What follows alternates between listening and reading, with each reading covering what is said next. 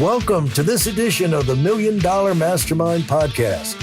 This is where we pick the brains of high achievers from all walks of life and get their hard-earned, real-world insights on winning. I'm your host, Larry Weidel. I'm talking with Kurt Uhlir. Hello, Kurt. Hey, thanks for having me, Larry. Glad to have you back on. It looks like you might be away from your mountain retreat this time. I am. I'm at our house in Roswell, Georgia, just north of Atlanta. I don't know if I mentioned it last time, but when I came out of Georgia Tech, I built houses on the north side of Atlanta. And my swan song was up in Alpharetta and Roswell, Georgia. I used to drive up every morning out of Buckhead. And that was just starting right now. Now you're in the middle of Atlanta, it seems like, I'm sure. There's very few green spaces now, except for the parks that Roswell is known for. Yeah. Well, that's the big thing about living in Atlanta that I'm sure you had to go through the thing is like, I want to be in Atlanta, but where in Atlanta? And you wound up in the places I probably would be. And that is Roswell, where you can be fairly close in, but then have a place that you can get away from on the weekends up in mountain Blairsville, or what is it? It's in Blairsville, the mountain property. Yeah, it's nice. I can get into the city when I need to, and I have meetings. I've built a career and a life where I can help companies be successful no matter where I am. But especially, of course, like when you would have been here, I have a huge network in town, so I have a lot of company meetings. I do have to go into Atlanta for, but I prefer to do things remote if possible. You can be productive that way, and depending on what it is you do. But I remember when the first cell phone, flip phone came out in early 90s. I never went back to the office. I paid $2,200 for the first one, and I never went back to the office unless there was a meeting. And productivity, I think, jumped. But now let's kind of help everybody who didn't get a chance to listen to the previous episodes. I'm going to dump this on you because it's such a complicated story. Your business, how would you describe for people what you've been able to do in business and to get to a position of influence like you are right now, to where you can be effective, you can be in touch with a lot of people, but you can still move mountains and make a difference and keep yourself wildly entertained on the business side, but not overwhelmed, and still have the life, because those young kids are growing up, and I'm sure they're becoming more and more demanding. In a good way though, but that's also why I like the flexibility of what I've been able to create in the companies I work with. Yeah, I didn't realize early, like for the first 10 or 15 years of my career, what I was doing. I was highly successful, but it was only after I had joined with a gentleman named Reggie Bradford as his right-hand man, as part of his executive team for a SaaS-based company in Atlanta that we ended up selling to Oracle 16 months later. And I went and started another SaaS-based company, venture back. And there's a long story we could get in there, but I came back to him for a couple of years later. And I was like, this is difficult. We raised a bunch of money. We got to break even, but it's really hard on my family. And he's like, I would have told you not to have done this. And I was like, I don't understand. Like, we get along really well. And he goes, I hired you because you're the king of scaling. You touch things and add 1 to 2 zeros to the net revenue for companies in just a couple of years. That doesn't mean you're good from going from zero to $1 million in sales.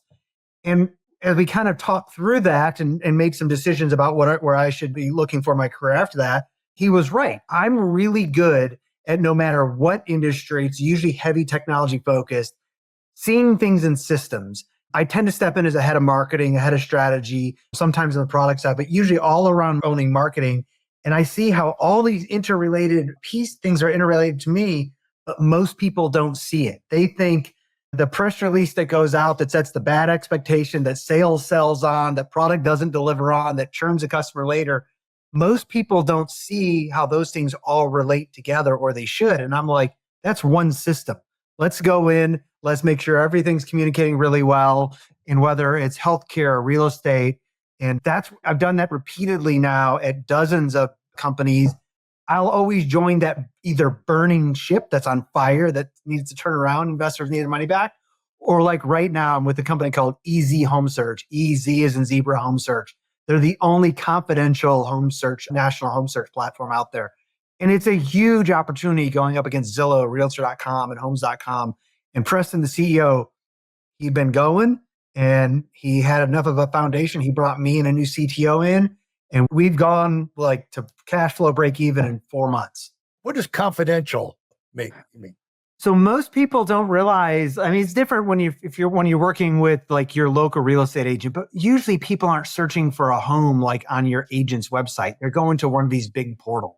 What they don't realize is what happens on those portals.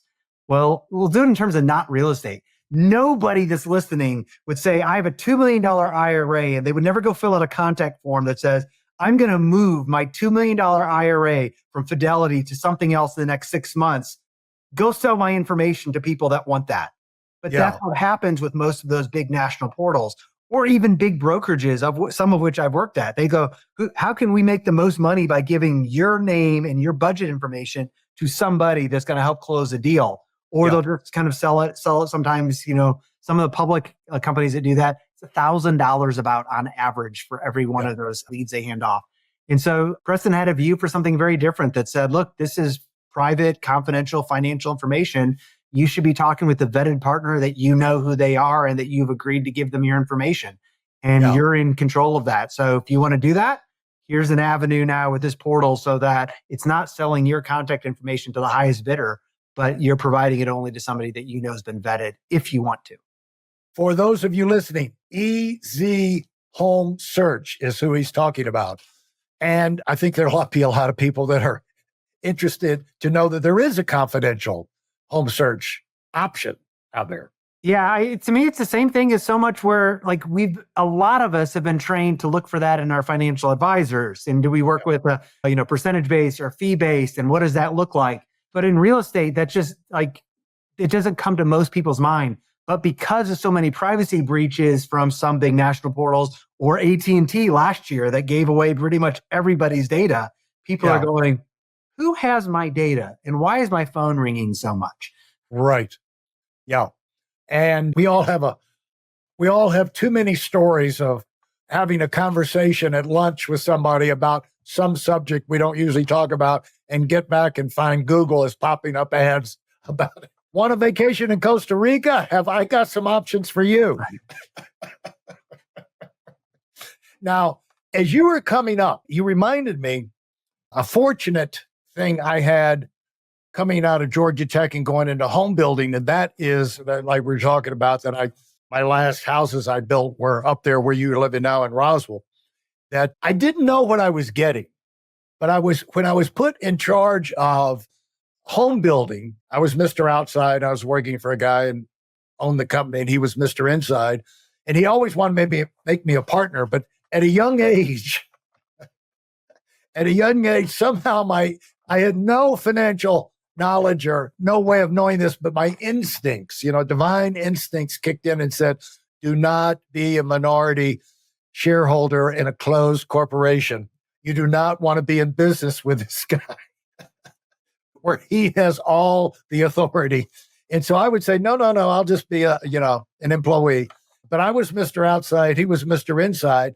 But it forced me to get like super organized on assigning things, keeping up with things. On an average day, I would have 11, we build 25 houses or so a year, upscale houses. And, you'd have 11 under construction at any one time. They're all at different stages of construction. They all need materials. They all have a group of, we used to say subcontractors back in that era. You'd have one guy with an IQ maybe over 100. Everybody else was below 50. And, on his crew, and you'd have to check on them constantly. And you couldn't leave them. It's like having toddlers with tools building your houses. You couldn't leave them alone long, and they would get into all kind of mischief if you didn't keep an eye on them. But so I was constantly running around in my Suburban, but I had to at least be organized. And so it forced me to come up with all these systems and flow charts, and where I had it in my mind, where I had my finger on the pulse of what was happening. And that was useless to me. They were saying that, your strength was not building companies up to 1 million, 0 to 1 million, but scaling it after that. I was useless when I went into financial services and in sales side of financial services. I had to learn that skill because it was just me. Yeah. I wasn't running crews. So that was a tough, 3.5 years. But once our company decided, hey, we're going to go and now take this nationwide, recruit, train, open offices, it was like, okay, now we're back in my game. We're in my ballpark. And I had an advantage and I could see things that I didn't know I had, and kind of almost an unfair advantage over the other people in the company because they never had that experience. And it sounds like you picked up an experience. You were in some position along the way where you picked up that ability to see things more globally and seeing how the big pictures, and the small pieces work together and how to make them function more effectively. Where did that come from? I mean, I was kind of forced into it in that, like, I formed my first of two LLCs when I was 14 because I had between 15 and 20 part-time employees and two full-time employees in a lawn care business, and I ended up being other home services. You turned it into an LLC at 14? Well, yes, I probably should have at 13. In like the November-ish, right before Christmas of that year, when I was 13, my dad said, the government's going to come after you for paying people. You're getting enough revenue and cashing enough checks. You're going to have to pay taxes next year. You need to go figure that out. So that was a good plan. But at the end of that season, I just went out and sold like crazy. So I ended up then having to hire people for the next season. But I think for me, so I had a little bit of it then, and I've always been able to operate well. But even in the things that I'm running myself, I think I see systems in my own life. And so I think even for solo entrepreneurs that are listening to you, or sole contributors at companies, like if they're the individual salesperson, well, for me, I would separate out like you calling and doing lead gen is one set of systems. And it's kind of like plates that you see the person on stage spinning, and it's like you can let your outbound cold lead gen slow down, but not stop, because you may need to turn your focus as that individual then to cultivating the existing relationships or following up with clients. Well, those aren't your only plates, because then you also have a family or you have groceries. And so in terms of like systems, even as just a single person, like my wife and I, we use Trello, a project management tool, because we have different cards for going to the grocery store versus going to Costco or Home Depot,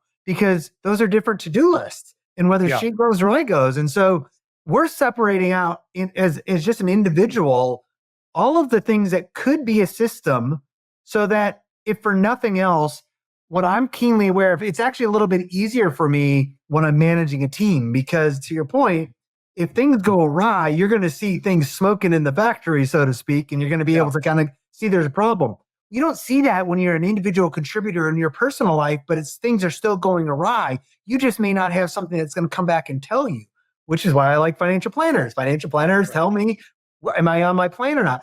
Well, that same thing needs to be done. I need to have a system in place that tells me, am I spending enough intentional time with my kids for how I would like to be raising them, for them to grow up to be the adults that I would like to be? If not, they're going to be 15, 18 out of the house, and I'm going to be like, what happened the last 15 years? Yeah, exactly.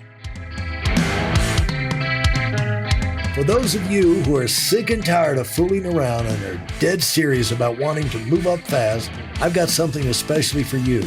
I've combined the best insights from over 40 years in business and making $70 million in income and compressed them into a free webinar. That's right, it's a free resource. If you want to find out exactly what the concepts are that I use in coaching $1 million earners, register now at WeidelOnWinning.com. You'll discover the 5-part framework used by so many to reach their financial, personal, and professional goals. You can find that link in this episode's show notes.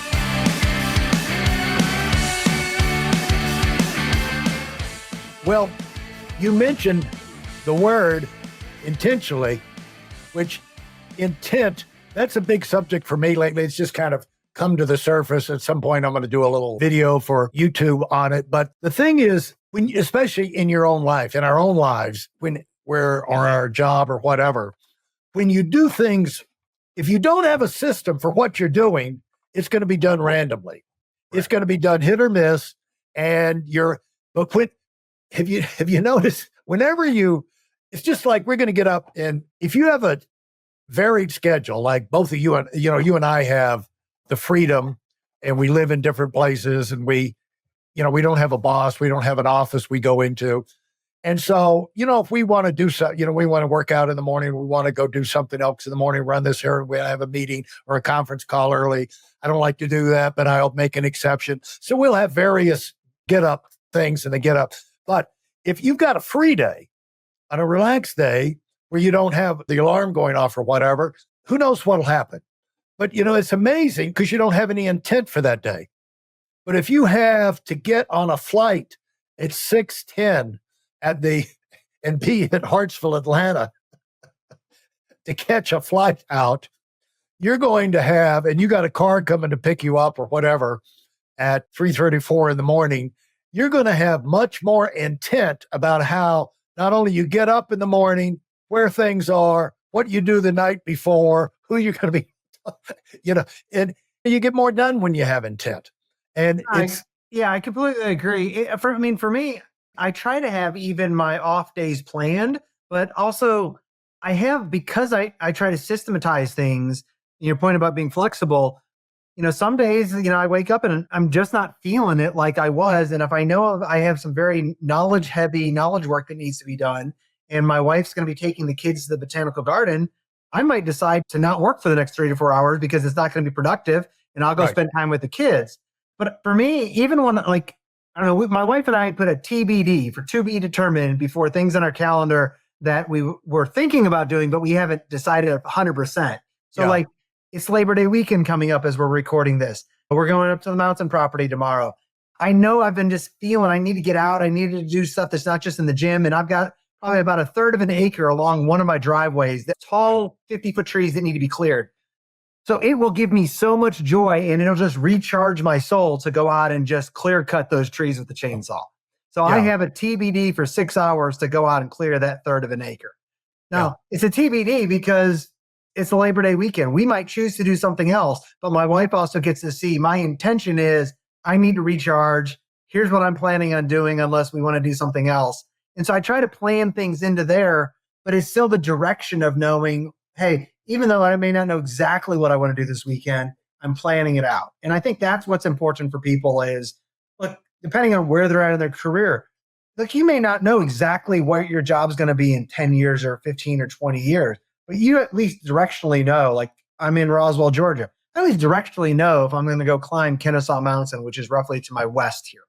And so I can look there and go, I think that's where I want to go. And my path may meander to get me that direction. And that's the intentionality that I think even that level, too many people just go through both their personal life and their work life, and they don't sit down and go, what would I like to happen out of my career? Or they go after and go, I only want to do jobs that I'm passionate about. I'm like, screw that. You need to make sure you pay your bills. Like if you find you can get passionate about anything at the end of the day, like I'll work in any industry because it's not that I'm passionate about real estate, which I do love right now. What I'm passionate about is people. And you always work with people. Yeah. Well, this thing about intentionality, if the more you get yourself organized around that concept for yourself, the better you can be in a leadership position because you kind of organize yourself to look at things that way. But I'll give you a simple example, which we all do. We have someone that there's something we need out of them. We finally get them on the phone. And they're going to go check and they're going to this and they're going to whatever. And then when they get that, we'll be back in touch. Okay, great. And ordinarily, you're just going to let them get away. But I learned a long time ago, no. Once you got their ass on the phone, no. When are we going to get back? Well, I don't know the schedule. I don't know how long this will take. I don't know what your schedule is. I don't know my schedule. I don't know. I said, I don't know. I may walk outside and have a heart attack. I may have an aneurysm before I get to the front door. I don't know either. But how about if we do this? I learned, this has saved me so much in my life. How about if we set a tentative time, tentative schedule, a tentative appointment? And you know what I found out? 99% of the time, the tentative time, it winds up being the time. Right. And we don't get an interruption. However, I would have never gotten the second appointment, follow appointment done that quick if I hadn't nailed him down the first time. It's so easy at the end of a meeting, the end of a conversation, to just let it go and assume we're going to come back. But that intent, if you can hold on to your intent, not let the rope slip out of your hand while you got it. Even simple like that, you can make so much of your life so much easier because you just saved yourself 10 phone calls chasing that guy down for the follow-up appointment. Yeah, especially when both people want the same thing. I mean, on Wednesday, I spent probably 45 minutes to maybe even closer to an hour I'm on the board for a nonprofit here in Atlanta with a number of CEOs and other C-suite members. And the founder, and he's now another board member, called me because I've been helping redo a bunch of the positioning and marketing for the organization. And before we roll out this new website and a bunch of email campaigns, and he called me with like, where are we, and some changes. And to your point, Jim has called me at this point to like catch up. Like we had the email enough back and forth. And he's like, well, he had a couple of changes to make. And I said, do you have half an hour right now? I'll make the changes while we're on the phone and we can keep iterating. And he was like, yeah, because he wasn't expecting me to have time. But to your point, I knew that he and I would spend more than 30 minutes to an hour going back and forth on email and trying to figure this out in text message. I'm like, if we just get it done now, not only does it save us time, but it's done. Like you can send out this mass email to all the members and potential members like tomorrow. And he's like, well, let's do it. Yeah. Yeah. And that's the idea of being a now person. As much as you can get it done right now, the more you can get things done. It's like when I look back, if I'm happy about a day, it's usually about what I got done. I don't know. Right. And it's because I offloaded these things that were important to me to get done. And now they're done. It's just a relief. Well, that's what I try doing with my team so much is I always hire people that are good at the core job I need them to do. But in any fast growing company, there's always so many more things on the to-do list, jobs to be done than everybody could do. Right. So I'm always making sure to tell them here's the intent of the outcomes I want the company to hit. And so because of that, then it allows other people to say when they have these downtimes to go, maybe they're waiting on something for their core job, but they see these other jobs be done and they know that will be helpful because the intent is for the company to go this direction. In addition to the core company, Easy Home Search I work with, I'm also working on my personal brand because I'm doing a lot of speaking through National Speakers Association. So I have this incredible writer that I've worked with at multiple companies. She and I were catching up earlier this week, and I made a comment that I was like, she's worked with me for full public companies. She's working with me at a company right now. And I just mentioned, and I was like, I'm still trying to get to merging these two massive articles I have on my website that are hugely popular, but they should be one article. And she just goes, well, if I have some free time, can I do that? And I'm like, I don't pay you for my personal job, like for my personal stuff. And she's like, no, I'm good at it. You've put it off for over a year because it's a low priority for you. She's like, I want to help and do it. And I'm like, as long as you don't ever feel like it's a requirement because like, I'll hire you for anything, any work I can do. And she's like, it'll be done. And I was like, but that mentality, that intention, she wants to serve. And she's like, well, if Kurt gets 4 more speaking opportunities, he's going to bring me on to help critique some of that stuff. So I'll pay it forward where I can. That's the intent by sharing the outcomes you want from your business with people you work for, rather than just the specific micro task you want them to do. It changes you from being a micromanager to being a leader. Thank you for listening to part 1 of this episode of the Million Dollar Mastermind podcast. Commit to your personal and professional evolution with our free training video. It's designed not just as an educational session, but as a transformative journey for those bold enough to aim for the stars. This isn't just any webinar. It's a roadmap to achieving the extraordinary. It's tailored for those who dare to dream big, and yes, it is completely free. Join us in a network of ambitious professionals ready to take their careers to a new heights. Secure your spot now at WeidelOnWinning.com and let's unlock your potential together. Thanks for being part of this community.